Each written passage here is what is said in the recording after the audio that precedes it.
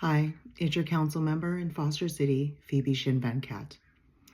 In our community and communities across the country, we're facing many challenges and opportunities related to safer streets.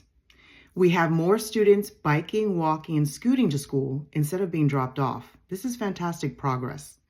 And adults are also using more non-driving methods of transportation to save money, get exercise, and lessen their environmental impact. Also great. But as the volume of all types of transportation increases, we will most likely see more collisions involving drivers and non-drivers. Several driver-involved collisions have occurred this year in Foster City, with the most recent being earlier this week involving a juvenile bicyclist and a driver on Edgewater Boulevard. The bicyclist had pain in their legs and fingers and was transported to the hospital for further evaluation. Last month, a pedestrian in a crosswalk in Foster City was hit by a driver. I'm really sad to inform you that he has since died from brain injuries caused by the collision. During the same month in Foster City, a driver hit and injured a teen bicyclist near Bowditch Middle School, and a driver sped through a backyard fence and crashed into a home.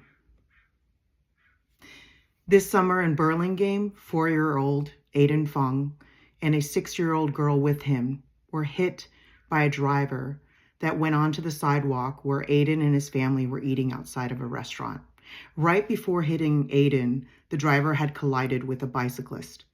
The little girl was hospitalized and released. Aiden unfortunately suffered severe trauma from the crash, and he's died since then. Foster City, though, has been taking steps to increase street safety. Examples include our state's pedestrian fatality rate is nearly 25% higher than the national average.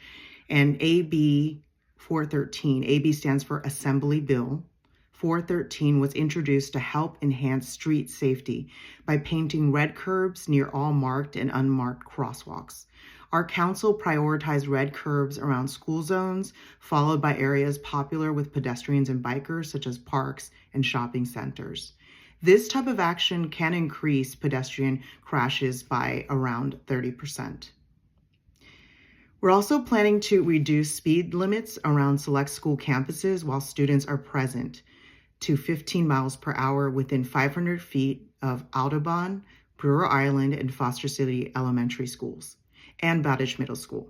The reduced speed limits will be officially introduced over the next few months, and new signs will be installed in the impacted school zones to notify people of the change. The Foster City Police Department will use education and enforcement methods to ensure the new speed limits are followed.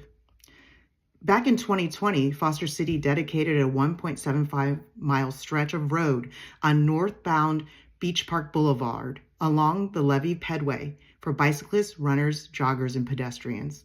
This is a great example of how, the city is evolving and responding to how people are changing modalities of how they get around the city or how they choose to recreationally enjoy the city.